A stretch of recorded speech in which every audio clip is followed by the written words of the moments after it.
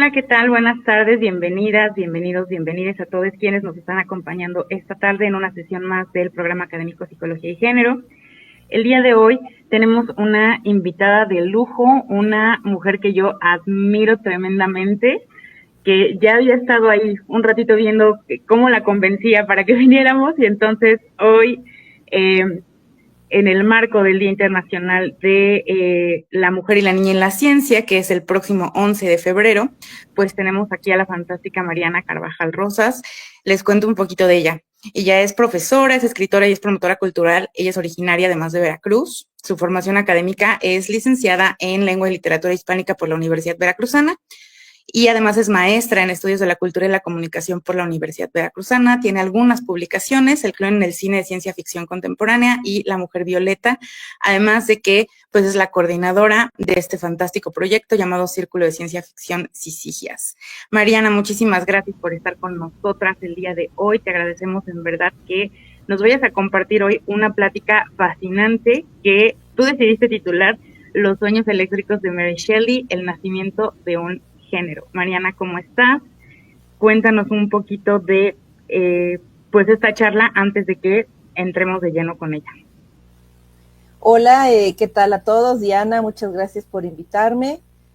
Bueno, pues Mary Shelley me gusta mucho, es un personaje que todo el mundo ha escuchado nombrar, bueno, que es muy famosa, se sabe que escribió Frankenstein, como que está en boca de todos de alguna manera, pero hay algunos detalles de su vida que son desconocidos y que me gustaría abordar en esta charla, más que nada sus obras siguientes, su perspectiva feminista al momento de retratar personajes femeninos, al tratar de resolver conflictos sociales, ¿no? Ella siempre abogaba por la comunicación, por la familia, como que era una persona muy emocional y muy decidida, que trataba de divulgar la inteligencia emocional entre las personas, ¿no? Y bueno, su labor como editora. Entonces me gustaría ahondar un poquito más en la vida de ella y bueno, pues simplemente que ustedes la conozcan, que valoren la aportación que ella nos hace a la ciencia ficción y a la literatura y ya, charlar y conocer a todos los que nos están escuchando, pasar un buen rato, ese es mi objetivo. Perfecto. Igual dejamos en los comentarios el espacio abierto para que pues nos puedan hacer sus preguntas, mandar sus saluditos, dejar ahí sus reflexiones y que las podamos ir checando al final de la sesión. Entonces, pues, te dejamos con la presentación. Mariana, vamos platicándola conforme vaya avanzando y pues te escuchamos. Muy bien. A ver, la comparto.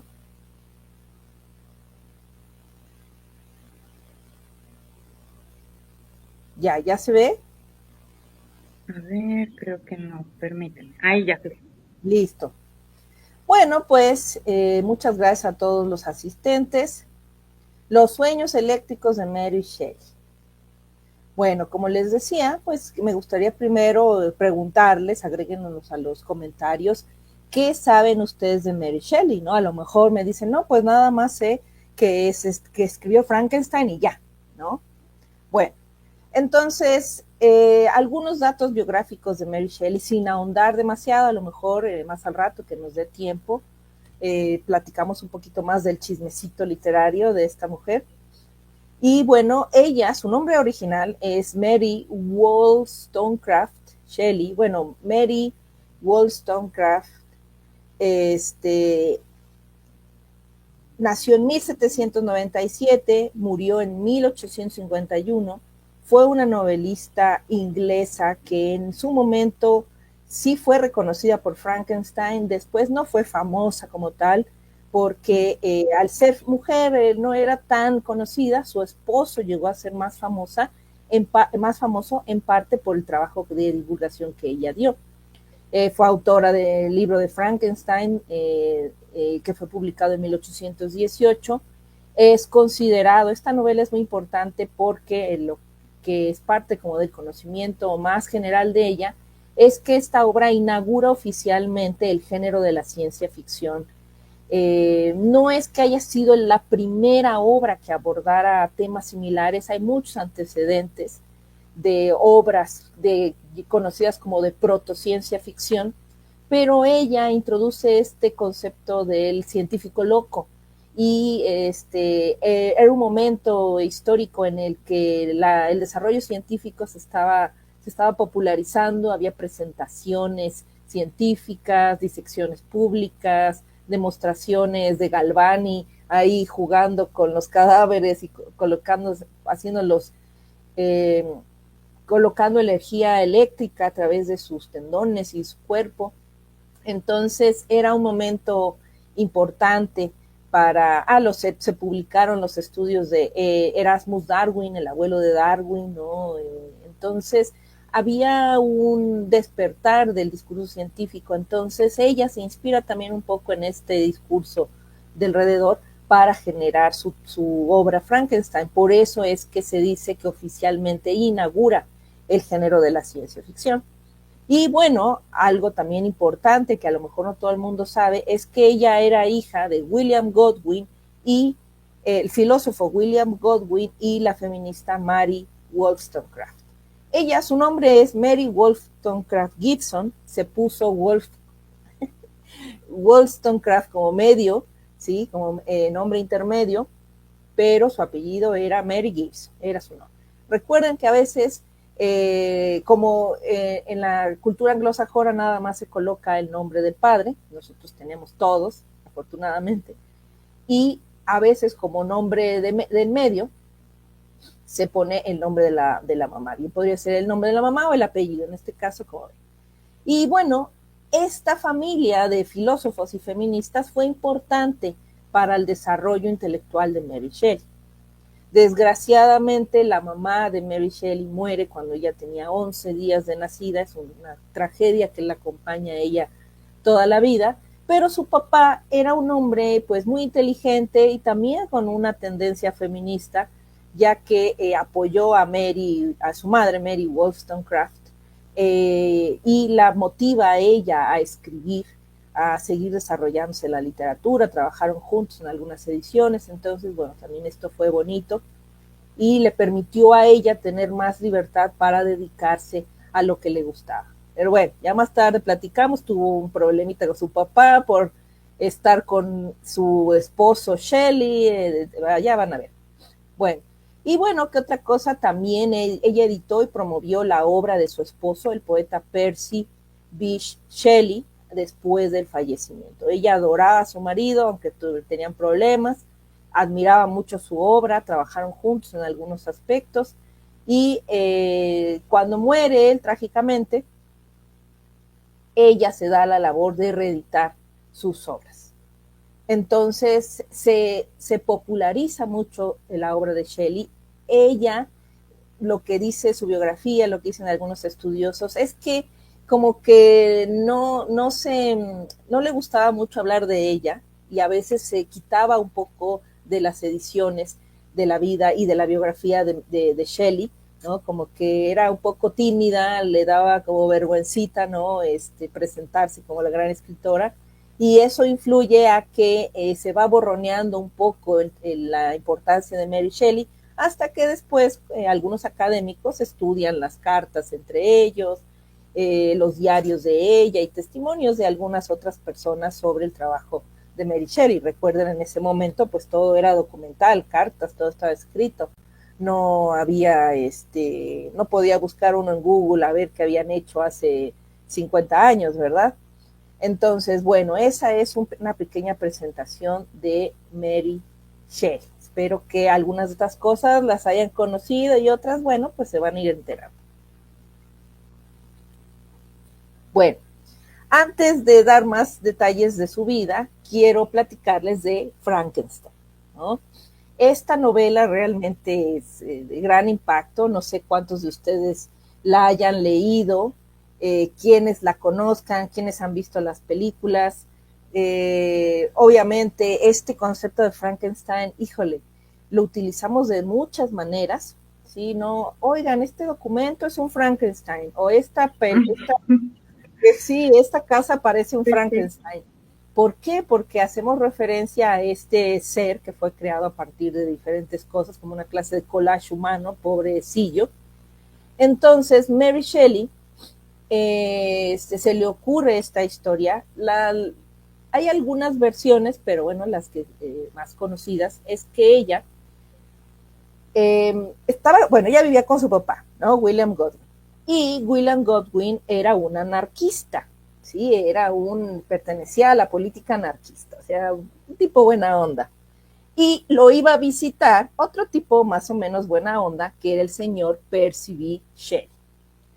Entonces, le llevaba unos años a Mary, no eran demasiados, no me acuerdo, se me olvidó cuántos años, 5, no me acuerdo bien. Entonces iba a visitar al papá de Mary, Godwin, y platicaban, ya saben, las tertulias y todo, intercambiaban ideas filosóficas. También Percy tenía algunos idealismos políticos, y ahí es cuando se va enamorando de Mary Shelley, empiezan a coquetear ahí. El papá de Mary estaba muy molesto porque Percy era un hombre casado en ese momento, y se fugan Mary y Percy a darse la vida de novios, ¿no? A la vida romántica. Entonces, pasa un rato, esto fue alrededor de 1814, 1815, se escapa con él, porque su romance ahí inició en la casa de su papá, ya se escapa, y dan la vuelta, están de paseo, escriben unos diarios juntos, unos diarios de viaje, que son viajes, es un diario muy interesante que habla de filosofía, un diario de viaje, ¿no? En donde hablan de sus aventuras para llegar a tal lugar, que no tienen dinero, hablan sobre autores que leen. Entonces es un diario muy bonito que hacen junto, algo muy romántico, digamos, y obviamente nos encontramos en el romanticismo literario. Recuerden, romántico de amor y romántico literario son dos cosas distintas, pero bueno, se parecen. Y bueno, la cosa es que en ese tórrido romance, el señor Percy tiene varios amiguitos, entre ellos el señor Lord Byron, y en 1816 Mary Shelley, Percy Shelley, y la hermanastra de Mary, que se llama Claire Claremont, que ella es hija de la segunda esposa de su papá, se van a Suiza y se quedan en una mansión, casona, castillo, donde se quedan ella, Claremont, Mary, Percy, Lord Byron, también otro famoso poeta, y el doctor de Lord Byron, Polidori, William Polidori. Entonces, pues la historia dice que están ahí platicando, charlando, hay mucha niebla, llueve, y se ponen a leer cuentos de terror, ¿no? Así como si uno hiciera un maratón de unas películas de terror, ellos están leyendo cosas de terror, pasando la buena vida. Y al señor Lord Byron pues se le ocurre decir, oigan, vamos a hacer nuestros propios cuentos de terror y contárnoslos, ¿no? Como una clase de reto literario para ahí jugar entre todos. Entonces, pues Mary, todos estaban haciendo sus cuentos. En un diario ella dice que el cuento de Polidori estaba como muy mal logrado, o sea, como que hay el chismecito. Y a ella le estaba costando trabajo, no sabía qué decir, no sabía qué hacer. Entonces, las biógrafas y los estudios de Mary Shelley comentan que ella en sus diarios platica que en ese momento ella recientemente había perdido a su primer hijo.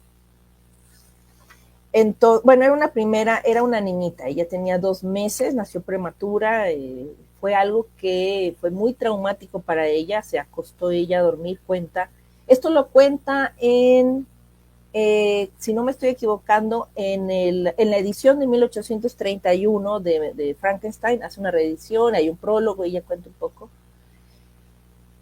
Tiene este embarazo de Shelley. Esto fue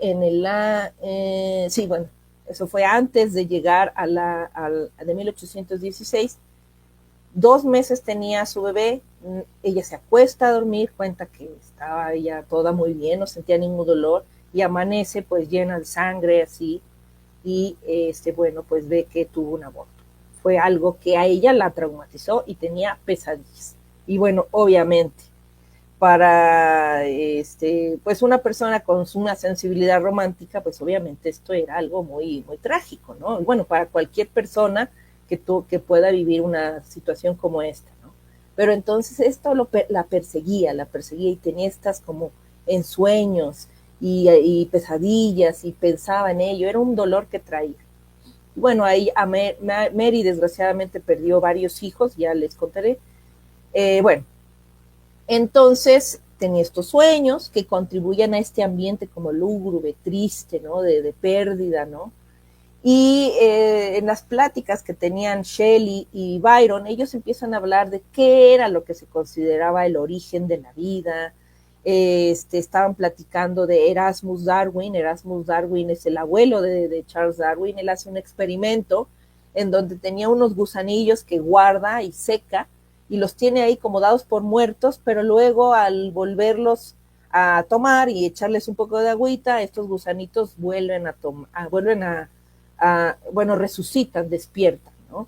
Entonces, ese tipo de experimentos que se publicaron, Galvani con sus experimentos con las ranas, por ejemplo, y cadáveres también, se hicieron experimentos en donde en cadáveres colocaban estos electrodos y el cadáver se levantaba, movía algún músculo. Entonces, esas ideas rondaban en Mary Shelley y conjugado con ese malestar que ella tenía y estas conversaciones que tienen su esposo y su amigo Lord Byron, bueno, pues comienza a generar una historia en la que estuviera involucrada la ciencia y la idea de dar a luz, de crear un hijo, de esta relación, ¿no? Entonces, la anécdota que ella sigue contando ahí es que se va a dormir ese día y tiene como una clase de sueño lúcido, un sueño despierta, ¿no? Yo creo que tuvo una visión ahí de sueños despiertas, ¿no? Como a algunos nos puede suceder. E imagina la escena, una escena que está en el libro, en donde Víctor Frankenstein, al terminar a su criatura, la tiene ahí, la criatura despierta y él, al enfrentarse con lo que había hecho, tiene este shock y sale corriendo, ¿no? Ese horror, esa descripción, ese personaje, esa criatura tan aberrante, ¿no? Que se describe ahí, que bueno, pues francamente se da miedo cuando abre los ojos, es todo pálido y además pues está conformado de diferentes partes humanas. Y Víctor, en lugar de hacer frente a lo que había hecho, sale corriendo como cobarde.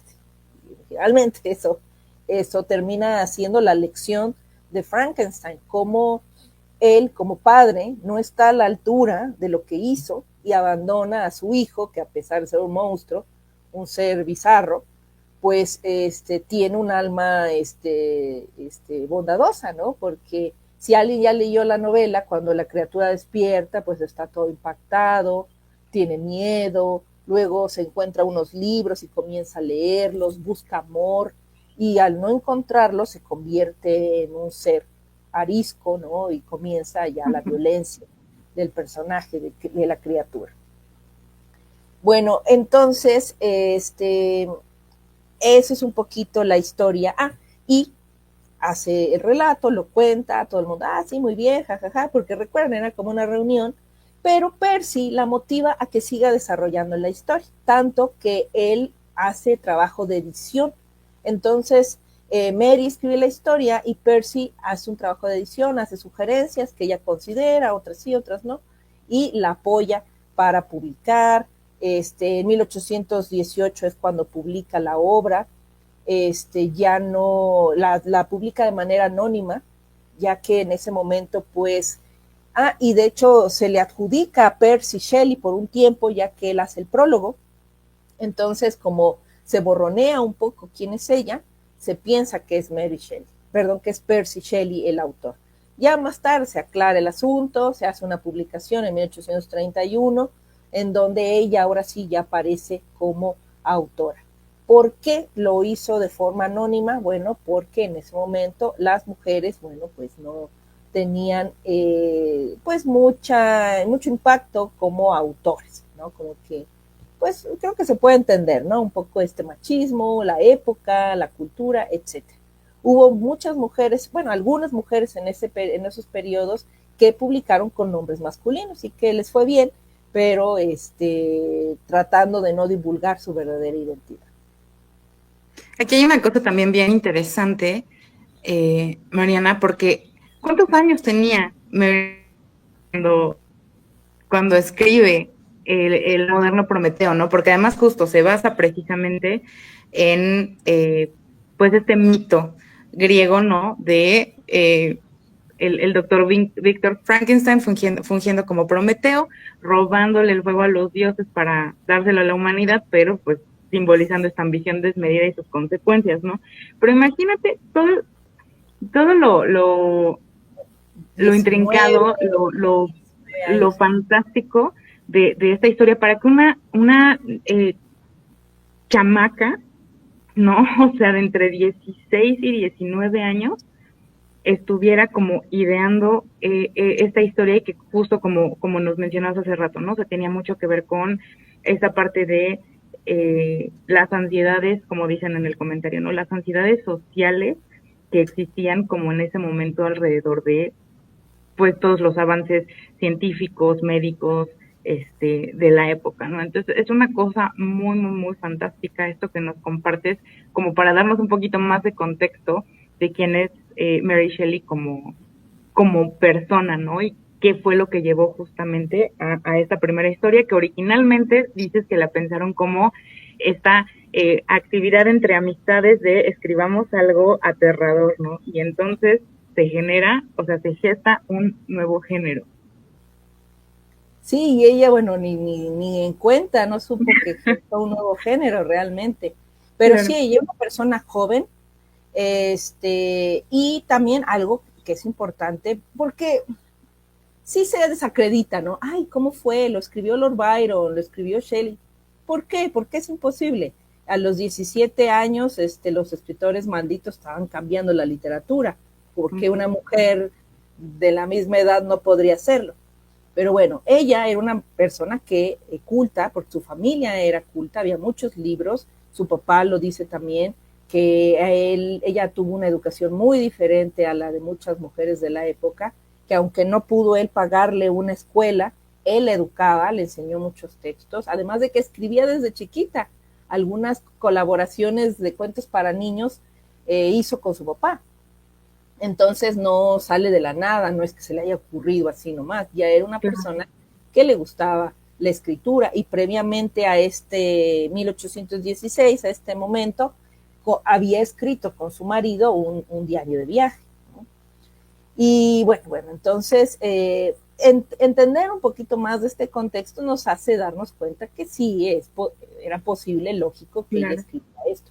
Y Percy tampoco era una persona que dijeras, ay, si lo escribió ella, se lo voy a... Digo, no era una persona como que si lo escribí yo, le voy a dar el crédito a ella, no. O sea, no, para nada. Además, él era poeta, él escribió otro tipo de cosas, pero sí la ayudó. Es decir, afortunadamente también Mary tuvo gente a su alrededor que pues la apoyaron, ¿no? Como pues de un igual a igual, ¿no? Bueno, cuando se fue con su Percy casado, sí se enojó su papá y le dejó de hablar un buen tiempo hasta que se casó con él. Pero bueno, eso pues creo que pues lo sintió como traición de ella y de su amigo. Imagínate, te llevas a la hija de tu amigo así, ¿no? Bueno, entonces eso fue parte importante de cómo nace esta novela y de ahí la republicación y cuántas veces no se ha adaptado este texto. Entonces realmente el trabajo que ella hizo pues fue importante, ¿no? Y hecho realmente con mucho amor porque obviamente no tenía ella la idea de lo que iba a suceder. Bueno, un poco de su vida familiar, son muchos detalles, ¿no?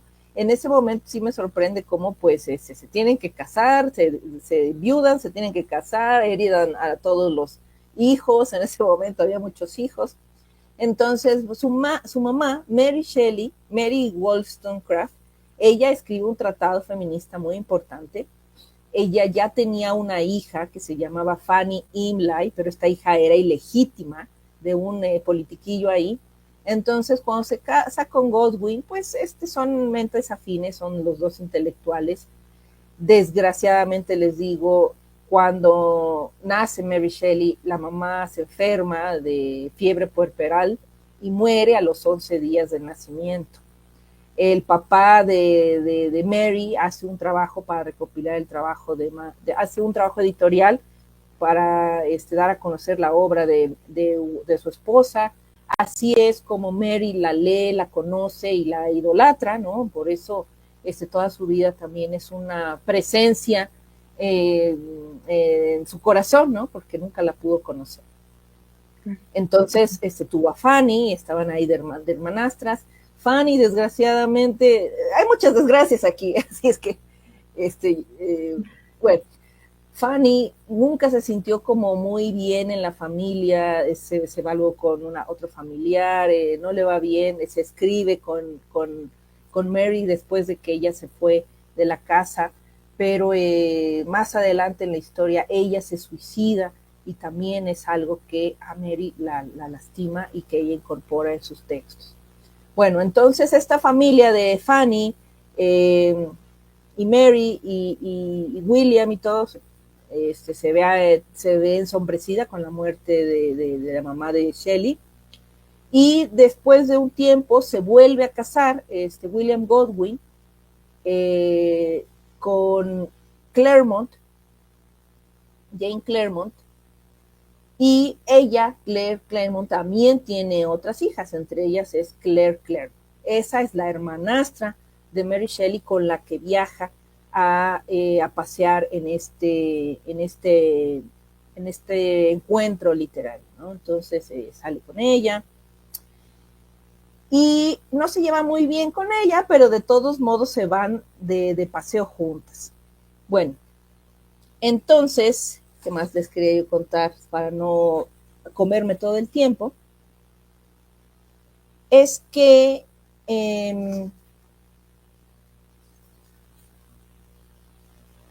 cuando ella se va, ¿sí?, de la casa de su familia con Percy estaba casado, tenía ya problemas con su esposa, y yo no sé, pero la esposa de Percy, Shelley, se suicida, y poco tiempo después del suicidio se casan Mary Shelley y Percy Shelley. Ella ya había tenido un nacimiento prematuro, pero en 1816 nace su segundo hijo, que es William Shelley. Esto cuando va a escribir, se embaraza ya cuando están ahí en la fiesta con Lord Byron y todos ellos. Tiene su segundo hijo, ya se pueden casar por fin, la perdona un poco su papá Godwin, reanudan algunas relaciones, se va a vivir con él, pasan algunas penurias, se tiene otro embarazo, tiene su tercera hija Clara, ella nace en 1817, en el 16 nace William, en el 17 nace Clara, tienen problemas económicos, publican de aquí para allá. Publica Mary Shelley su libro de 1818, se van a vivir a Italia, y ahí en Italia los dos hijos de Mary, William y Clara, se enferman. Clara muere, se enferma, William muere también de malaria en 1819, entonces para ella es un infierno estar en Italia, pero le parece un lugar muy bello y en el que pueden hacer una vida cultural importante. Entonces, bueno, pues están todos tristes. Después ella se vuelve a embarazar, tiene a Percy Shelley, el único que sobrevive de todos sus hijos, él nace en 1819, y más tarde tiene un quinto hijo, pero también desgraciadamente no se logra, tiene un aborto ella. Bueno, entonces, imagínense toda la cantidad de hijos. Ella, pues obviamente, esto le pesa mucho, la muerte de sus hijos le pesa mucho, es una depresión que tiene, pues imagínense perder a tantos de ellos, entonces, pues sí marca a ella estas pérdidas. Y bueno, también ella tenía una vida de pareja un poco complicada con el señor Shelley, entre que eran medio abiertos su matrimonio, se dice que tuvo un amorío ahí con la hermanastra, y luego la hermanastra se embaraza de Lord Byron. No, una telenovela buenísima. Y había una pareja con la que salían y como que uno le tiraba el perro al otro y Shelley le tiraba el perro a la esposa y el esposo a Shelley, a Mary. Entonces, bueno, hay una cuadrangatura, bueno, muy extravagante. Y bueno, pues así, aunque se peleaban y que si le ponía el cuerno, que si ella tenía otros intereses, que nunca se habla o se dice o se escribió o se reveló si Mary Shelley salió con alguien más mientras andaba con Percy, pero pues sí tenían una relación un poquito más laxa. Se piensa que ella pues sí le fue leal a Percy, ¿no? Aunque se escribía y a lo mejor sí llegó a coquetear con algunas personas. Y bueno, entonces pues tenían ahí una vida familiar un poco complicada, pero se querían. Y ocurre un accidente.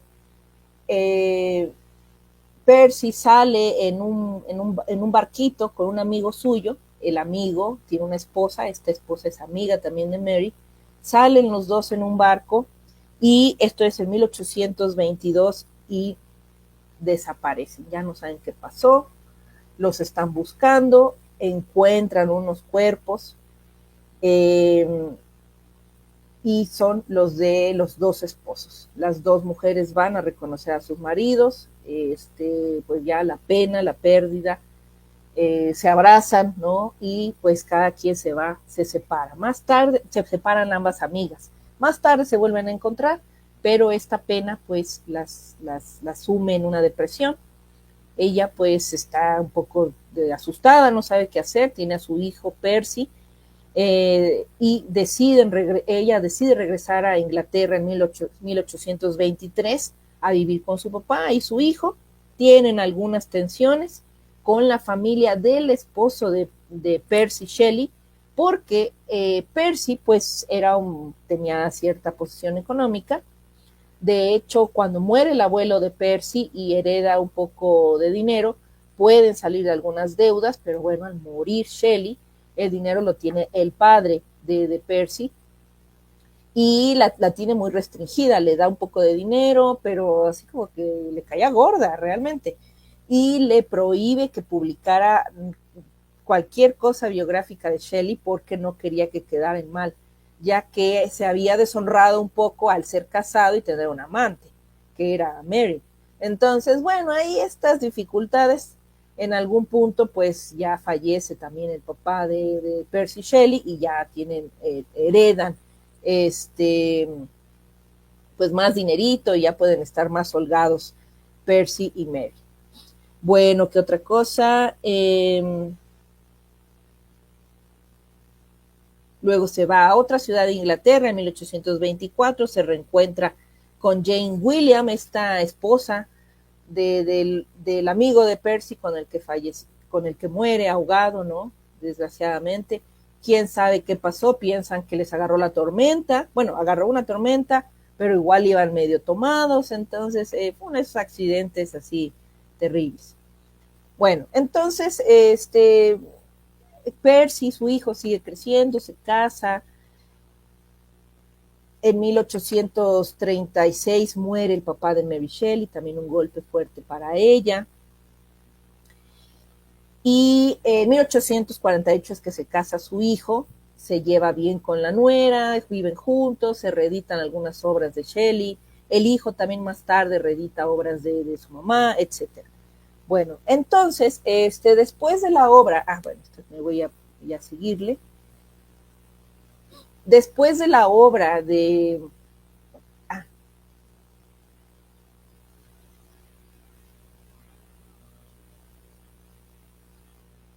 Bueno, después de 1818, bueno, pasan todas estas cosas, fallece el esposo de Mary y todo, pero ella sigue trabajando, ella realmente tiene una carrera literaria.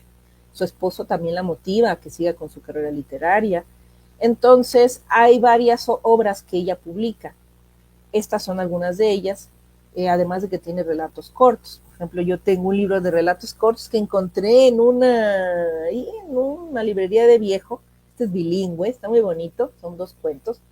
Bueno, Tiene, por ejemplo, Valperga, de 1823, que es una novela histórica sobre el conflicto entre ambición y amor. Ella se inspira en el texto de novela histórica de Ivanhoe de Walter Scott, o en la obra de Walter Scott. Tiene otra obra también de ciencia ficción, The Last Man, de 1829, que es una novela apocalíptica sobre una plaga que destruye la humanidad. Tiene un texto, bueno, aquí puse luego el nombre corto, otro texto, Perkin Warbeck, que es un relato sobre la figura histórica que reclamó el trono de Inglaterra, le gustaba la historia, había mucho de esto. Lodore, que explora la educación de las mujeres y las dificultades de las viudas. Wagner, novelas sobre la redención y la relación entre padres e hijos. También, esta es una sinopsis así toda, simplona, ¿verdad? De Perkin Warbeck se llama Las fortunas de Perkin Warbeck. Bueno, entonces en estas obras ella aborda aspectos históricos, ¿sí? Le gusta la novela histórica y la figura femenina, la aborda ahí, como qué hace la figura femenina y cómo puede ayudar.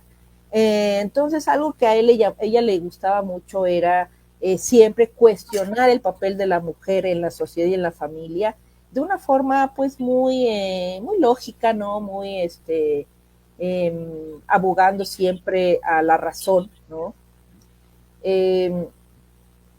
Hay unas lecturas feministas que se hacen a la obra de Frankenstein, por ejemplo, en donde muestra la exclusión de las mujeres en la creación de la vida, ¿no? Porque es este hombre que da a luz a otro ser, pero bueno, como no ocupa una mujer, todo sale mal y crea un monstruo, ¿no? Además de que el personaje femenino, bueno, no trata mal a los personajes femeninos, o sea, tampoco creo que como el foco es la creación, ¿no? Víctor Frankenstein no era una persona mala ni trataba mal a las mujeres, pero sí podemos ver que el personaje femenino pues es como su prima, se enamora de ella y al final termina siendo como un objeto que la criatura ataca para hacerle daño al creador. Entonces sí se ve un poco ahí esa crítica a qué pasa cuando un hombre crea a un ser humano sin la intervención femenina. Les digo, esta es una lectura feminista desde mi perspectiva. Sí se puede interpretar, pero el foco realmente es Víctor Frankenstein, su ambición de saber, alguien que con buena intención al final comete una cosa aberrante, ¿no? Comete un pecado también, y las consecuencias en el ser creado, que no tiene la culpa, que es inocente realmente. Sí. En Last Man representa la fragilidad de un mundo dominado por los hombres y el valor de la empatía femenina. Siempre pone la emoción femenina como algo que puede lavar, ¿no? Ayudar, mejorar la sociedad en la que vivimos, pero no nada más, como que las mujeres somos las salvadoras, sino motivar a los personajes masculinos a repensar también la manera en que resuelven sus problemas. Entonces son textos bonitos. Luchó contra las restricciones sociales para las escritoras y promovió los ideales de su madre feminista. Les digo, como ella la leyó y su padre también motivó el estudio del trabajo de su madre Wollstonecraft, ella pues lo siguió manejando. De hecho, hay una anécdota en la que, por ejemplo, tuvo un pretendiente que era John Howard Payne, un actor norteamericano. También ahí tuvo relación de amistad con Washington Irving. John Howard Payne le está tirando el perro. Ella pues le dice que no, que como ya se casó con un genio, que era Shelley, ya no quería vivir con otro más. O sea, lo dejó ir, lo bateó dándole muy un amablemente, sí. La genia, pero pues si era su amiguito, entonces le pide un favor. Y este favor, pues era muy poco común, es conseguirle un pasaporte falso a una amiga suya que se llama Diana Dodds. Diana Dodds era lesbiana y quería vivir con su mujer, su esposa.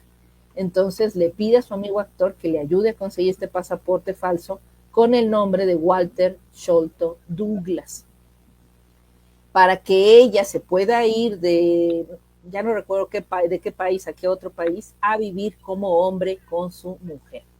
Y esta mujer, Diana Dodds, es escritor, y escribe bajo el nombre de David Lindsay. Entonces tuvo varios nombres de esta mujer.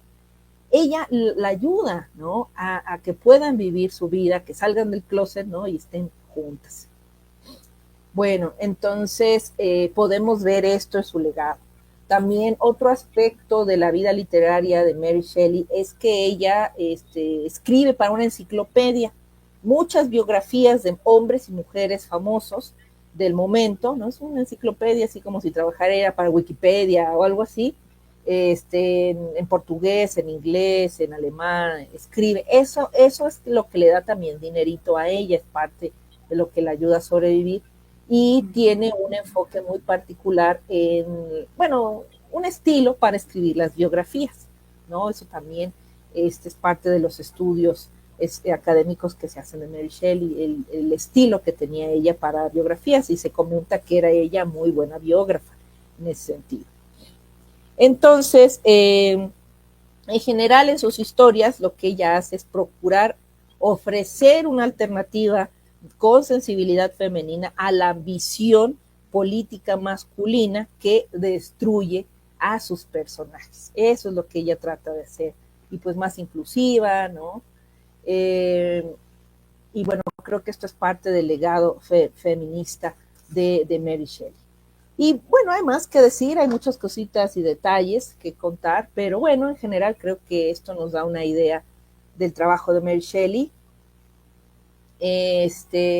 Ella escribió hasta el final, pero bueno, en sus últimos años, ¿no?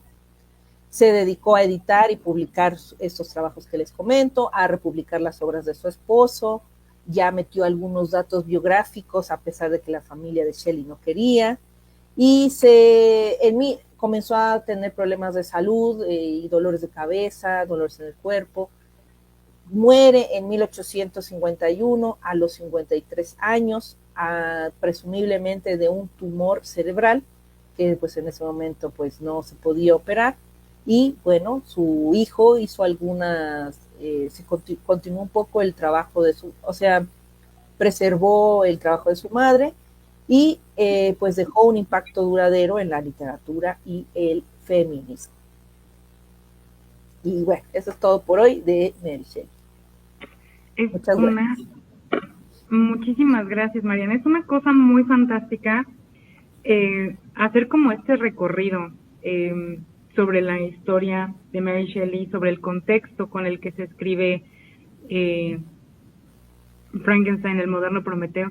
Ahorita que estabas hablando justamente como de la perspectiva feminista de muchas de sus narraciones, muchos de sus escritos, hay una cosa que de pronto con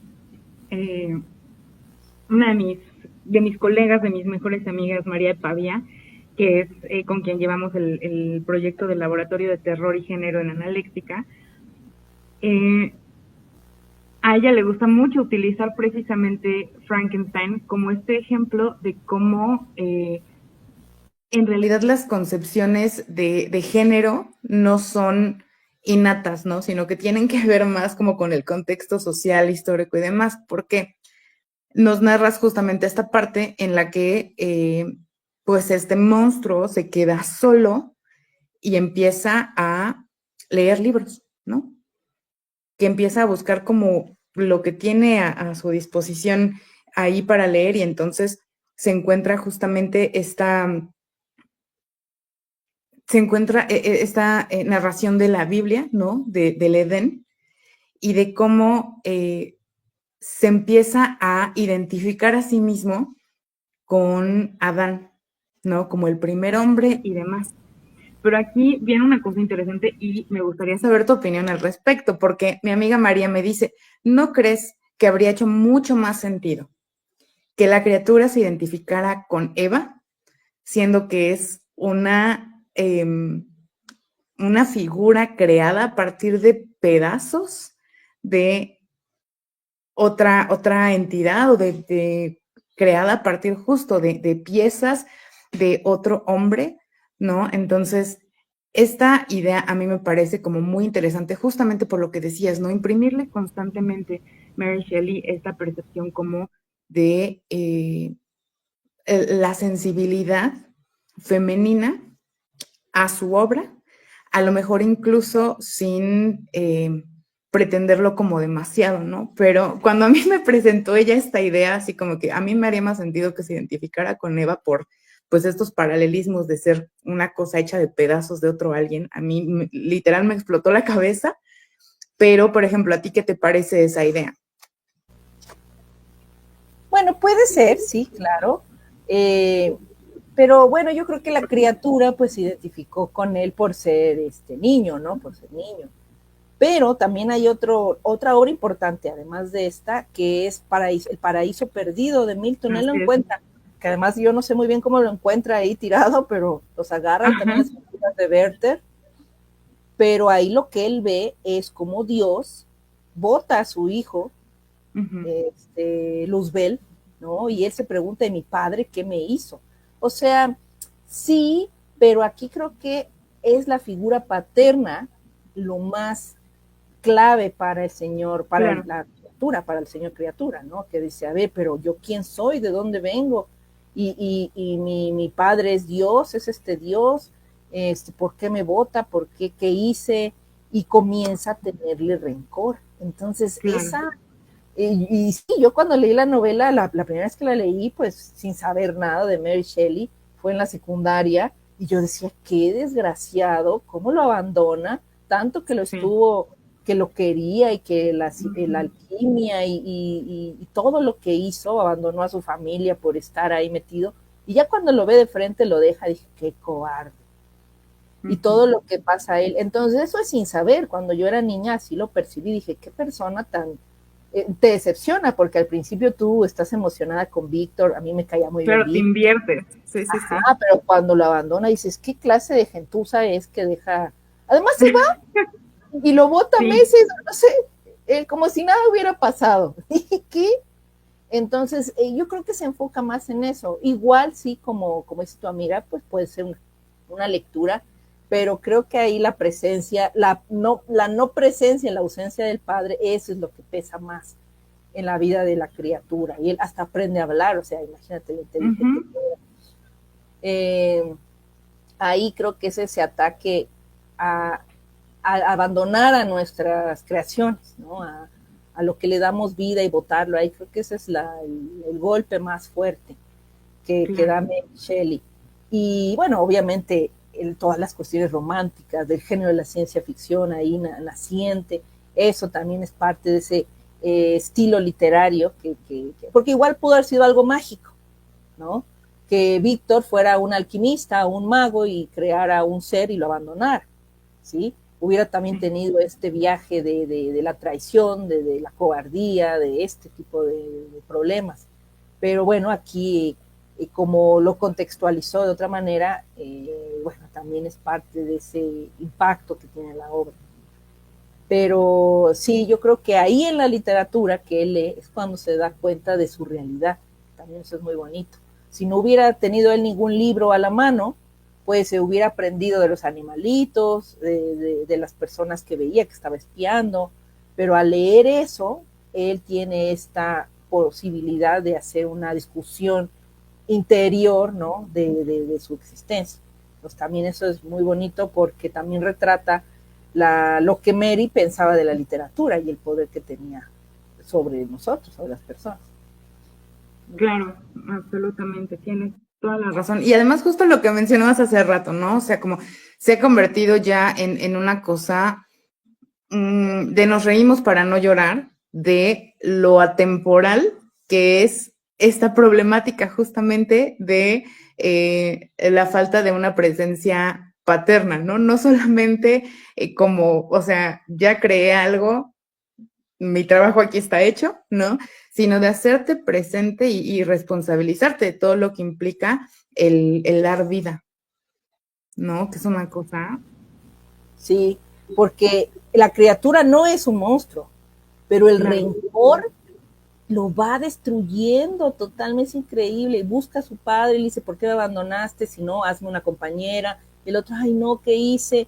O sea, todo mal. Es un desastre lo que hace Víctor Frankenstein por no querer por su cobardía, porque bien ok, le da miedo, pero se hace cargo de él, igual pues es un monstruo, no va a poder salir a la luz ni nada, pero no hubiera vivido ese rencor, además que le cuesta la vida a muchos de sus amigos, bueno, a su gente más querida, ¿no? Claro. Es una novela muy compleja, realmente, es más, es para platicarle varias sesiones, porque está escrito, primero empieza con una serie de cartas, ¿no? Es un personaje que narra que encontró a Víctor Frankenstein y narra, nosotros leemos la vida de Víctor Frankenstein a través de esas cartas de un hombre que le escribe a su hermana, ¿no? O sea, ni siquiera es un rapport así directo. Entonces, no sé, me encanta. Y a mí sí me impactó este dolor que va viviendo el personaje, que va viviendo la criatura, cómo se va destruyendo y cayendo cada vez más en un agujero de condenación, porque se va convirtiendo realmente en malo y empieza a hacer cosas malvadas, pero de este dolor, ¿no? Él no nació así. Y bueno, sí, es muy interesante. Justo que no era arisca la niña, pero la hicieron, ¿no? Entonces, estoy viendo que no tenemos de momento comentarios, no tenemos preguntas en la plataforma. Nos pone por aquí Construyendo Diversidad. Frankenstein fue escrita como parte de las ansiedades sociales, justamente alrededor de los acontecimientos científicos y médicos de la época, como nos mencionabas hace ratito. Airi Rojas nos dice, la adaptación de Mary Shelley en Netflix, ¿la vieron? ¿Es una fuente confiable sobre su historia? ¿Qué tal? Sí, miren, yo la vi, está bien, pero no trata muchas cosas. Por ejemplo, ya no habla de sus obras posteriores. Me parece una película bonita, pero pues, como que se queda un poco cortita, no habla más cosas de Mary Shelley, o sea, como que se enfoca nada más en Frankenstein, la vida con Shelley, y todo lo demás, no, tampoco habla de sus otros hijos, como que queda un poquito incompleta, pero está bonita la historia. Y que justo como nos dijiste ahorita, o sea, la vida de Mary Shelley tiene de dónde agarrarle por donde sea, ¿no? O sea, en todos lados, una vida bastante trágica, una vida bastante dura. Entonces, sí era como para que... Sí, la verdad sufrió mucho, se suicida su hermana, la hermanastra ahí tiene amoríos con su esposo, se le mueren 4 hijos, su mamá muere a los 11 años, a los 11 días ya de nacida, y además de que la admiraba, o sea, todo. Y por ejemplo, Mary Shelley sí tiene una buena relación con su papá, entonces en la novela de Frankenstein hace lo contrario, ¿no? Como qué sería la vida de alguien sin su apoyo, sin el paterno, ¿no? Claro. Entonces, no es una proyección, digamos, de, como mi padre, no. Ella, afortunadamente tuvo presente a sus padres, la mamá presente de otra manera, ¿no? Ideológicamente, pero, por ejemplo, en esta adaptación de Netflix, como que no se habla mucho de su mamá, de la importancia de la mamá, pues este aspecto feminista, ¿no? El apoyo que le da a la comunidad LGTB en ese momento, o sea, como que se queda cortita. Creo que en las biografías, en las biopics, siempre hay que aprovechar para decir más lo que no se sabe de los personajes, ¿no? Lo que pues, ya está ahí en Wikipedia, ¿verdad? Entonces, claro. Pero está bonita, vela, Eiri Rojas, gracias por tu comentario. Listo. Mariana, entonces, cuéntanos un poquito ahora sí, Círculo de Ciencia Ficción Cisigia. ¿Qué es este proyecto? ¿De dónde nace? ¿Qué podemos hacer para participar de él? Bueno, para no comerme demasiado el tiempo, porque ya llevamos un rato, el Círculo de Ciencia Ficción Cisigias es un grupo, una comunidad en línea, por favor síganla en la página, y nuestro principal enfoque, mi principal porque soy la coordinadora, es organizar eventos de ciencia ficción para hablar sobre los temas que nos gustan de ciencia ficción. Me enfoco en cualquier tema de ciencia ficción, película, cine, literatura de ciencia ficción latinoamericana, gringa, alemana, de donde sea. El asunto es reunirnos para hablar de ciencia ficción entre todos. Entonces, a todos los que les guste la ciencia ficción, sigan nuestra página porque organizamos eventos 2 veces al año, en junio y en diciembre. Y ya, a eso es a lo que nos dedicamos, a que la gente vaya a hablar sobre temas. El evento pasado de diciembre hablamos de Expedientes Secretos X,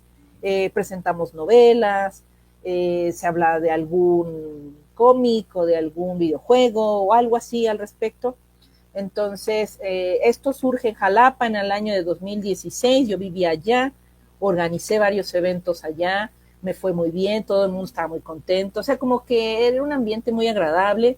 Bueno, creo que todos los eventos que he organizado sobre ciencia ficción y literatura, pues son muy agradables, ¿no? Casi nadie se pelea, algunas discusiones sobre libros sí se dan, pero como que todos están muy contentos. Pero Entonces, siempre está muy buena onda, justo. sí, a todos los invito a ir. ¿Y qué otra cosa? Ah, me vine a vivir a Puebla, ahorita estoy viviendo a Puebla, lo dejé de hacer 2 años, 3 años, ya no sé, y luego lo reinicié y ahorita lo estamos organizando junio y diciembre en Coffee and Dragons de Cholula, y hemos tenido buena aceptación. Ahorita lo que nos hace falta son asistentes, público, gente que le guste leer ciencia ficción, que le gusten las películas, que vaya a platicar, porque se han juntado personas que dan charlas, vaya, gente muy inteligente, talentosa, que va a platicar. Entonces lo que nos hace falta es gente que los vaya a escuchar y que vaya a platicar y discutir y pelearse, racionalmente, ¿verdad? Literariamente, para disfrutar la experiencia. Entonces nos hace falta es el fanático que vaya, porque los fanáticos que van y platican ya los tenemos, pero claro, nos faltan 2 personas. Y hay chavos que han ido como asistentes y ya luego se animan a presentar su tema, gente que hace una tesis de ciencia ficción, la presenta, una novela la presenta, o organizamos alguna mesa de diálogo sobre Rick and Morty, Expedientes X, que quiero hacer una de Star Trek y Star Wars, pero a ver, que se junte la gente, porque luego ahí me abandonan. Y bueno, pues sí, eso. Sí, todo. Es un trabajal el que te avientas, o sea, a mí me tocó justamente participar en diciembre y Muchas ver gracias, todo lo que implicó el evento de inicios bien, por lo menos del día en el que yo sí pude ir. Y fueron 3 días, ¿no? O sea, son 3. Ah, sí, cierto, sábado y domingo. Una vez hice uno de 4 y dijiste, no se vuelve a hacer.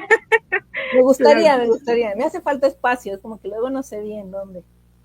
Mira, por los espacios también, nosotros nos ponemos a entera disposición y a entera disposición de todos los contactos, las buenas colaboraciones que tenemos desde Psicología y Género para que ese tipo de trabajo, justo en donde se mezcla como el arte, la literatura, esta parte como más de cultura pop y la academia, vayan como convergiendo y se van haciendo cosas bien fantásticas. Creemos también en Psicología y Género que es una de las mejores maneras de como que amalgamar bien ciertas epistemes, ¿no? Cierta información de maneras como más entretenidas. Entonces, nosotros más puestos que un calcetín para colaborar con ustedes. Y mira, por aquí nos mandan esta pregunta. Desde tu expertise, Mariana, ¿cómo crees que se puede invitar a los adolescentes a que retomen este tipo de literatura, a que los clásicos no haya como este repelús y que le den el chance a este tipo de literatura, a la ciencia ficción y a los clásicos como pues Frankenstein? Bueno, ¿me escucho? Ay, no sé si. Sí, ahí te escuchamos. Bueno, es complicada, es una labor complicada. Mira, realmente creo que lo mejor es empezar con textos ligeros, ¿sí? Porque lo que más les cuesta a los muchachos es sentarse 1 hora a leer, poner atención. Claro. Entonces, textos ligeros, aventuras, aunque tú digas, ay, esos textos chafas, no, ninguno es chafa, a menos que esté mal escrito, de aventuras. Sí, aunque, ay, que le gusta Twilight, déjalo que lo lea, no importa. Si tú dices, ay, esa novela está fea, bueno, a lo mejor no, a ti no te gusta, y pues sí, puede estar medio fea, pero si es algo que le llama la atención, que empieza a leer, bien, porque después puedes ir introduciéndole a los clásicos. No es fácil que un adolescente lea la Odisea, ¿no? Claro. Mary Shelley, el Frankenstein está complicado, porque tiene otro ritmo, otro tipo de personajes, otros diálogos que no entienden. Por ejemplo, algo que vi recientemente de la película Nosferatu, Es que decían la gente, ay, está muy aburrido. Y yo fascinada porque tenía este diálogo romántico total. Sí. Los personajes exagerando y el drama y estas cortesías con la esposa del otro, en lugar de decirle, señor, está usted loca, me está destruyendo la familia, ¿no? Claro. Pero ese ritmo, ese estilo de gótico romántico, pues es antiguo. Y a lo mejor alguien que es adolescente dice, ¿eso qué? Qué aburrido. Y le parece una cosa alienígena. Entonces, lo mejor es empezar con textos divertidos, a lo mejor sí modernos, lo más divertidos, aventurescos que puedan, ¿no? Y conforme el alumno ya se va atrapando, le vamos poniendo textos más complicados para analizar. Pero la idea son hacer ejercicios en donde le pones el texto y se lo explicas, ¿no? Así como el spoiler, a ver, ¿y qué pasó aquí? No, pues esto, no entendí, pues pasó esto y esto, como para que vea, y ya luego pues generar textos darle textos más complejos. Entonces es como pasito a pasito. También depende lo que el adolescente o el grupo lee, a lo mejor es un grupo que sí está acostumbrado o alguien que jamás ha leído algo, entonces es hacerlo con amorcito, más que nada, con amor. Estoy absolutamente de acuerdo. Creo que esa es la mejor manera de resumirlo, ¿no? O sea, el con amor, porque de ahí viene la paciencia, viene el me voy a poner a buscar textos específicos, que les recordamos que aquí en Psicología y Género justamente es parte de las actividades permanentes que tenemos, los análisis literarios, los análisis cinematográficos, proponemos libros que nosotros les proporcionamos y nos reunimos en una sesión, ahora sí, para sacarle toda la carnita y reflexionar colectivamente qué fue lo que entendimos, qué fue o qué es lo que sacamos de estos diferentes géneros, de estas diferentes pues propuestas que nos vamos encontrando, ¿no? Que además esto que mencionas de incluso algo que sea moderno, me parece también, o sea, que sea más contemporáneo, me parece también muy importante, ¿no? De pronto pensamos que solamente los clásicos tienen como un cierto valor o que tienen una cierta calidad, y la realidad es que muchos de los grandes textos que podemos apreciar en la actualidad, en sus momentos fueron despreciados, vilipendiados, ignorados por completo, ¿no? Entonces, sí hacernos parte justamente de él, bueno, si encuentro nuevos escritores, que además es justo parte de lo que hacen en Sisigios, ¿no? O sea, traer nuevas propuestas. Sí, lo intentamos. Sí, Es una eso, cosa hacerlo con amor. Queremos que ellos lean, entonces, ¿por qué tienen que leer a fuerza lo que queremos? Obviamente, los textos clásicos son una maravilla y una fuente de éxtasis, casi, pero el asunto es que lean, el objetivo es que lean a los clásicos o que lean, ¿no? Entonces, mejor que lean. Estoy de acuerdo. Pues creo que con esto concluimos entonces nuestra sesión. Mariana, nuevamente, muchísimas gracias por haber estado con nosotras, por habernos compartido de esta maravillosa mujer, de esta maravillosa obra, ¿no? Y que nos llevaras justamente de la mano a conocer los sueños eléctricos de Mary Shelley y el nacimiento de un nuevo género. Muchas gracias a quienes nos estuvieron acompañando, a quienes van a estar compartiendo esta sesión, que a lo mejor no la pudieron ver en vivo, pero pues que la van a poder ver posteriormente. Ya saben, ahí pueden dejar igual sus comentarios, sus preguntas. Sigan las redes sociales del Círculo de Ciencia Ficción Sisigias y pues nos estamos viendo en otras oportunidades. Muchísimas gracias, que tengan un bello día. Hasta luego. Bye.